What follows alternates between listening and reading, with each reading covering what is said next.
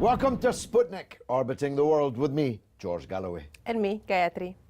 Nigeria's president, Goodluck Jonathan, hasn't enjoyed much in the way of good luck. Under his presidency, millions of people in northern Nigeria have been displaced, unique in the history of the country, even in the times of raging secessionist war. The spectre of breakup haunts this African giant, the largest and richest country in the continent. Boko Haram, an Al-Qaeda-type insurgency group, have lifted their tactics from the burning alive of schoolgirls and churchgoers to full-scale assaults on police stations and army barracks, claiming thousands of lives, displacing millions, and promising even worse to come. A state of emergency was imposed nearly a year ago by the incongruously named President Goodluck, but it doesn't seem to be working. The threat grows ever larger and more violent. On top of all that, Nigeria is bracing for a food crisis, the very mixture, therefore, which 30 years ago made Ethiopia a byword for a state of collapse.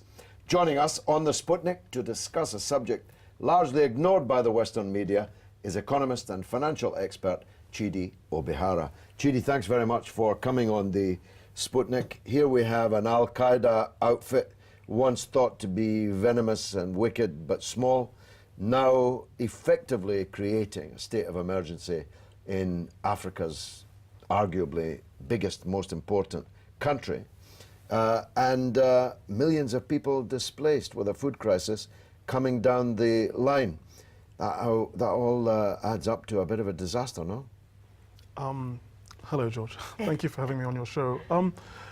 The theory that Boko Haram, Nigeria's northeast separatist movement, is linked to Al-Qaeda is based on the supposition that a lot of weapons have come down from North Africa via the Islamic Maghreb after the demise of Colonel Gaddafi, and that this loose link to Al-Qaeda is a driving force behind it. But many analysts in Nigeria are convinced that issues of poverty, desertification, and an imbalance in the economy with very poor transport links are the key causes rather than an international terrorist spectre. I mean, it's a contributing factor, but I think it's a question of balancing both internal and external pressures. Because one hadn't hitherto imagined that Nigerian Muslims were particularly inclined to extremism of any kind. Are you really saying that this can be economically fixed? There's always been an appropriate stereotype that Nigerians will never kill themselves for anything. They're far more interested in making money, one way or other, than sort of sacrificing themselves for a broader ideological goal. It isn't part of the fabric of our society. I think that's one of the reasons why many Nigerians talk about the outside influences of the Islamic Maghreb rather than the sort of interior, domestic political drivers. But you make an extremely valid point about why it's important to develop the economic base and alleviate poverty of the country, both in the north and the south, as the most powerful tool against political opportunists, basically, who create movements like Al-Qaeda. Nigeria should be, of course, extremely rich. Everyone should be living comfortably in Nigeria. If it weren't for poor governance and corruption and previous problems, there would be none of this. But of course, there are secessionist tendencies latent within the state. I'm old enough to remember one in particular in Biafra, which raged for years and which produced images of horror that hadn't actually been seen since the end of the Second World War. You're confident that Nigeria can remain a single state, are you? But those are extremely powerful questions. Biafra was a formidably ugly event in global history, not just Nigerian history. Millions died, millions more were starved to death, and those images of starving children remain in many people's minds. Now, I think, ironically, one of the reasons why Nigeria probably will survive all this is that Nigerians do not want to go through that kind of process again. Despite the fact that on this particular occasion, the secessionist sort of pressures are coming from very different parts of the country, by the way. But even this time around, we're all very, very clear that our strengths make us far more capable as a nation than our constituent parts alone. So within the context of solving this problem, Goodluck Jonathan, our president, has called together a constitutional group of 492 statesmen who are right now, as we speak, debating the future of the country, its constitution, and the way the federal government relates to the constituent state governments. The thrust of the conference is to talk about ways of structuring Nigeria so that we don't have individual groups of minorities who feel that they are not loyal to the center. Now, within that context, there have been lots of ideas, but one of the most powerful ideas is the idea that commerce, and ironically linking different parts of the country better, makes everyone aim for higher, mostly economic goals, rather than worry about being politically disconnected or disenfranchised. There was a specific group of people who've been talking about building Africa's first high-speed rail link. Now, I kid you not when I tell you this is a game changer, because along with the amazing economic news that comes out of Nigeria on a daily basis, a high-speed train link in this part of Africa would change that sort of region forever. And I'm sure it would change the politics as well. So a constitutional convention is his first response. The new economic policies, his second response. Meanwhile, though, the insurgency continues. Are the security forces in Nigeria up to the challenge? There is a vicious rather than virtuous cycle in the way that the northeast of the country has tried to deal with this insurgency. But in specific examples of acts, for example, you know, the storming of a secondary school in Yobe, where 30 teenagers were bound, gagged, and killed. The outrage the entire nation feels makes Boko Haram's activities overshadow their apparent goals. So you get to a situation where we stop talking about the causes of Boko Haram and the solutions of Boko Haram, and we transfix ourselves on the actual acts of Boko Haram, and we need to move away from that. This year, we are rebasing our economy in Nigeria. So we're going from a $260 billion economy to a $400 billion economy, potentially. Now, this will make the Nigerian economy bigger than Denmark, bigger than Switzerland, bigger than Singapore. It's a game changer that, juxtaposed against sort of political discourse, almost dwarfs it. Because if you think about the idea that the world could be seeing its first middle-income African country, able to pull off big projects, employ millions of people, and trade and liberate those people, you begin to realize that we're actually facing something much wider and, as I say, game-changing than just solving a specific political problem. Is this president up to it? He hasn't declared whether or not he will run for president. He's quite clear that the Constitution allows him to, but he hasn't said if he's going to run or not. I think it'd be one of those episodes where someone as underrated as Goodluck Jonathan takes a challenging position and turns it into a spectacular opportunity. He could be the John Major of Nigerian politics. He could be the Margaret Thatcher of Nigerian politics. Yeah, but John Major was an unexpected change treat. agent, yes. Yeah.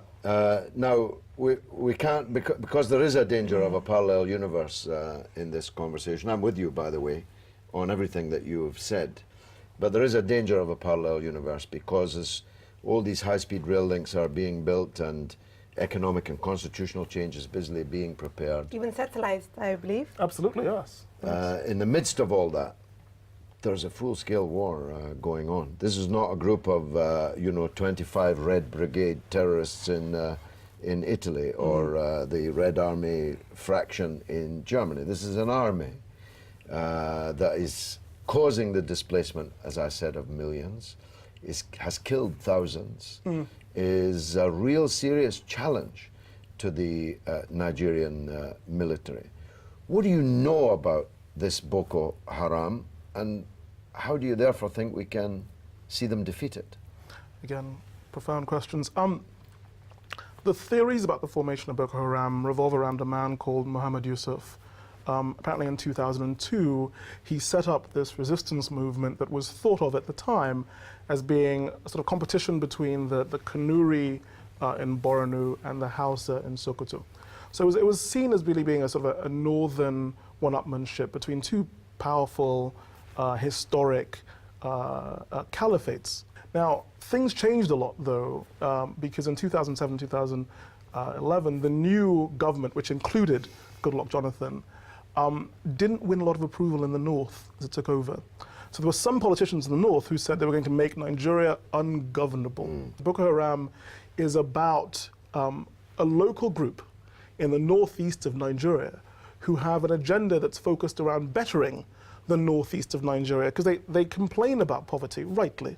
They complain about corruption, and what's come out of that entire process is this confusion, as I said earlier on, between the tactics and the acts of Boko Haram and the cause. If we encourage agriculture in this part of the country, which has been a staple for thousands of years, if we link it so that agricultural produce can be exported from the coast, if we educate the population in a way that doesn't allow them to make statements like Boko Haram, books are sinful.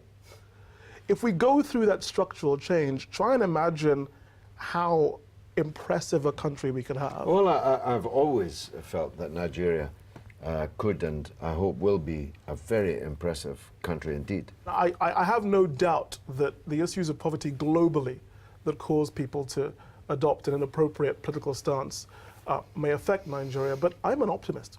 Absolutely an optimist. I could tell. Thank you very much indeed. It's been great really nice to have meet you George. on the Sputnik. Coming up after the break is another optimist, the one and only, believe me, Max Kaiser. Don't miss it.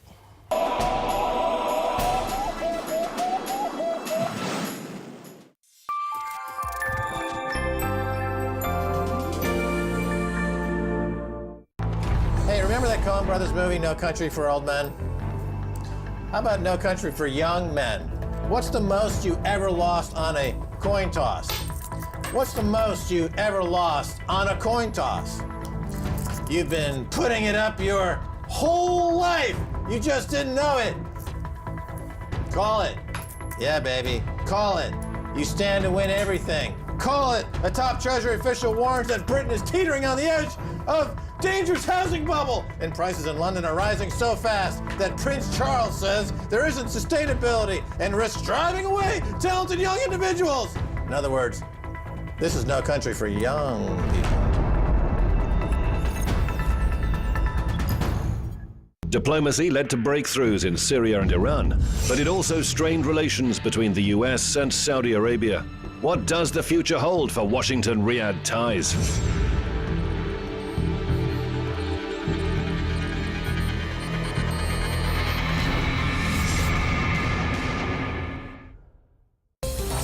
Cold War 2.0. There are those who claim the manufactured crisis in Ukraine is drawing new lines and defining new geopolitical realities. Others are dismissive. They say the old Cold War never really came to an end. So is Russia and the West doomed to be adversaries?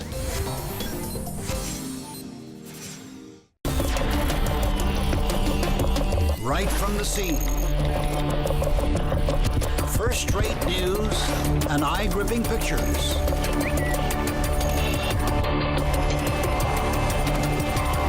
On our reporters' Twitter and Instagram.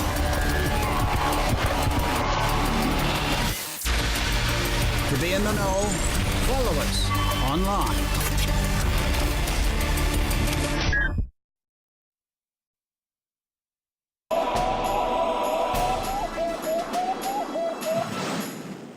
Welcome back to the Sputnik. Our RT colleague Max Kaiser has become one of the most watched commentators on the globe.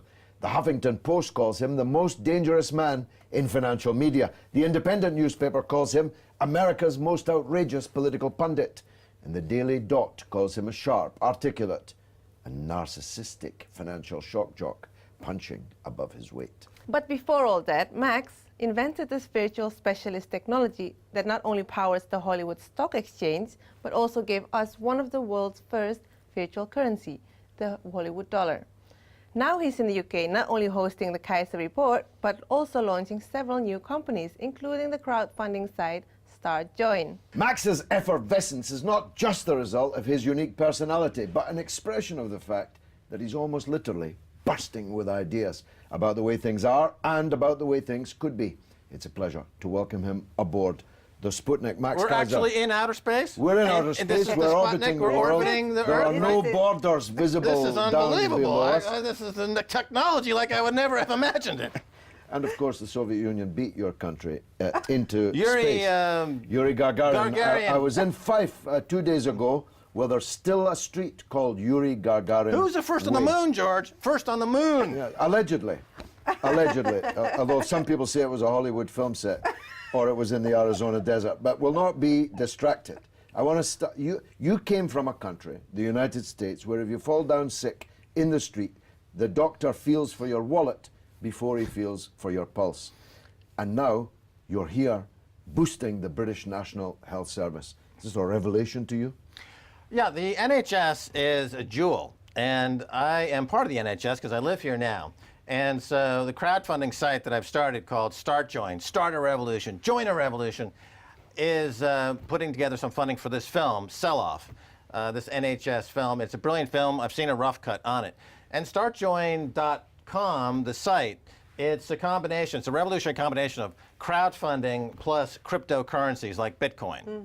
And I think this will be a huge revelation in both funding and finance, which puts power back into the hands of people who want to do things like transform the NHS, take power away from people like Jeremy Hunt, for example. The health secretary. The health secretary. And on that front, George, what I've come up with is an idea that I want to maybe fund on StartJoin. This would be a pack of NHS terrorist playing cards. Now, you remember back during the Iraq War. Saddam Hussein and Tariq Aziz and the rest. Yes, so this is the prototype. So in other words, Jeremy Hunt, who's probably the #1 Public enemy #1 in terms of the National Health Service. NHS terrorist, #1. He would be the ace of spades. Yeah. And then, of course, you have McKinsey, the consulting group, KPMG, Ernst & Young, PricewaterhouseCoopers. They're all these American consultants who have flown into this country to basically Like engage... vultures. They vultures. want to feast on what they hope will be a corpse of what was the greatest thing that Britain ever achieved. Right, there's 100 billion pounds in the NHS worth of assets, and they're engaging in what I would call piñata economics, where they're given a big fat stick, and they go to this NHS, which is a treasure trove of assets, and their stick is given to them by this coalition government, and they beat the hell out of it looking for the candy. The candy is falling out. These things are being given to them free from the government. They borrow money free from the government at 0% interest rate. They break open, they pry open the NHS, and they award themselves all the assets as reward, as lucre, in what is obviously a heist. So this film, which is Sell Off, is trying to get the people in the UK to understand that this is it. This is the line in the sand. You can't have our NHS. It's a brilliant institution. And they need crowdfunding, and they get that through your StartJoin site, startjoin.com. That's great. The crowdfunding business is becoming itself big business. You and I have worked together on this Tony Blair documentary, which is gathering pace, I may tell you. We're also working on a movie together about somebody the British public so far knows little about, but he's very, very important to the story of the last 20 years. Kenny Lay. Where's Kenny Boy? Tell us about it. Well, Tony Blair, remember, it wasn't blood for oil. Turned out it was blood for oil. And Ken Lay is kind of the American connection to this massive oil-empowered oligarchy that is plundering the world. Ken Lay, of course, former head of Enron. And Enron is really a seminal case of financial terrorism or financialization using corporate assets to create financial futures contracts, which dominate the energy industry, and the tail wagging the dog. So you don't have genuine price discovery where the price of oil reflects true supply and demand, but it's the paper contracts that are driving the price, and the paper is driven by insiders who are manipulating the price to fund things like political campaigns for George Bush and others. So this is a story that we're going to go pursue. It's called Where's Kenny Boy? We're going to go to Paraguay. We're going to find Kenny Boy, which we think he might be still alive. We think he's still alive. Living in Paraguay, because that whole funeral situation seemed to be a big fake. Talk about the fake moon landing. This could be the fake Kenny Boy death. Well, let's, for the benefit of British viewers, just recap it quickly. This is a man who funded the George Bush neocon campaign. George Bush flew on an Enron jet into Florida for the controversial crisis, the recount over the Florida result when he was first elected. He was then, not Bush, but Lay, convicted of a vast fraud, but just before he could be sentenced and therefore his assets seized, he went off to Colorado and had a very convenient heart attack, which meant his family could keep his wealth, and he was quickly cremated before anyone from the federal government actually got a good look inside the coffin. And as the smoke went up at the funeral, there was George Bush Sr., even Bill Clinton, Hillary Clinton, Donald Rumsfeld. They were all at the funeral of a convicted fraudster. And you and I think he may not have actually been in that box. He may be where? Paraguay. So the concept for Where's Kenny Boy, this film that we're crowdfunding on StartJoin, is to have you, myself, and others go down to Paraguay and look for Ken Lay, which we think he's hiding out in this Paraguay, in this ranch, this estate somewhere. And of course, on our way there, we'll be going through Texas. So we'll meet up probably with Alex Jones, who's a friend of our show. And he's working on a movie called, with him right now, called Bailout 2, which is the sequel to Bailout, which is a film about the financial crisis. So we're trying to bring in the global crowdfunding community and the global crypto community, the Bitcoin community, the Maxcoin community. So people can donate with Bitcoin? Yeah, they can use Bitcoin. See, the thing about cryptocurrency, and when you combine it with crowdfunding to create this revolution, is that what's great about cryptocurrency is that people can mine their own currency. So in Iceland, when they went through a tragic financial crisis, they've now mined their own Aurora coin. Then they're distributing it to the people. And the people now have their new currency that's outside of the corrupt banking system. We see the same thing possibly in Scotland. We see the same thing happening in Spain. We see the same thing happening for the Lakota Nation in North America, who's been victimized by 300 years of broken treaties from the American government. They're now crypto mining their own currency, the Mesa coin, which is immune from any government interference. So this is true independence, true financial independence, which of course is the key toward true sovereignty. I told you he was bursting with ideas. The public, when they knew you were coming on Sputnik this week, are bursting with questions. Well, CLF asks, how can the financial hegemony on politics be broken or at least contained?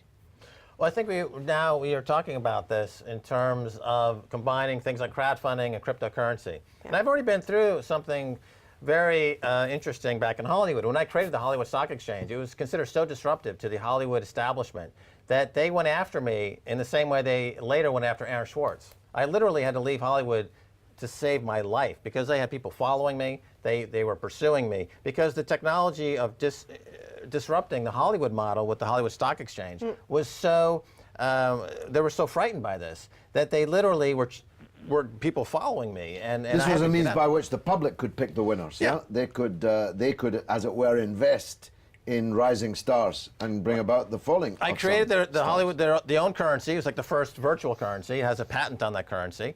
Created the exchange, created the technology to trade these securities. So now suddenly the entire industry was in the hands of the public, outside of the hands of the studios. And they freaked out, essentially. They thought I was joking at first. But then when they realized that we had 1 million users and that the news was covering prices on the Hollywood Stock Exchange before the Hollywood News, before Variety, before Hollywood Reporter, they then went after me.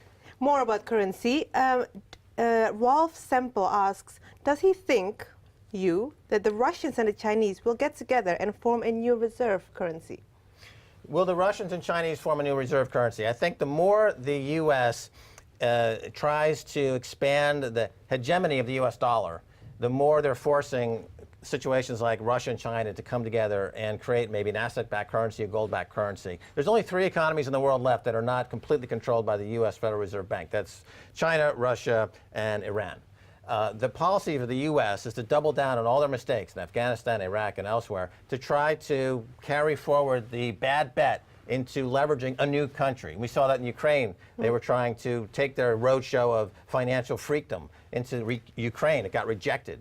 So in betting circles, you would call this the martingale betting system, which is the idea that you can always bet on a losing bet. If you're at the roulette wheel and you bet on red and it's a loser, you double down. and you keep doubling down, the theory being that you will eventually win. It's called the martingale betting system. The U.S. foreign policy is the same thing. They keep losing wherever they go, but they double down, double down, double down. The theory being that eventually they will win, but I think now they're at the wall where they're hitting against China, Russia, Iran, and the casinos being shut down. Because if they get out of the dollar and they move into gold, the casinos shut and the U.S. hits the skids. Well, but it is a pressing and urgent matter, isn't it? Russia is now being threatened with, and in to some extent already facing now, sanctions. China will be next. Yet China holds more dollars than the United States Treasury holds. It's 2.5 very powerful economies you're talking about there. Chinese, Russian, and Iran. They could have their own currency, no? Well, actually, there's a very specific question about that from Robert saying, will China act to kill the dollar or live with being encircled by the U.S. expanding deficit-funded military? That's a good point. I mean, the threat to China is very real and present. Yeah. Why Well, doesn't China take this opportunity? Yeah, they hold their power. They have been taking this opportunity. Over the last 5 years, both China and Russia have been buying record amounts of gold. So as the paper world of America's a paper empire built on fiat currency. And if you don't buy their bonds, they bomb you.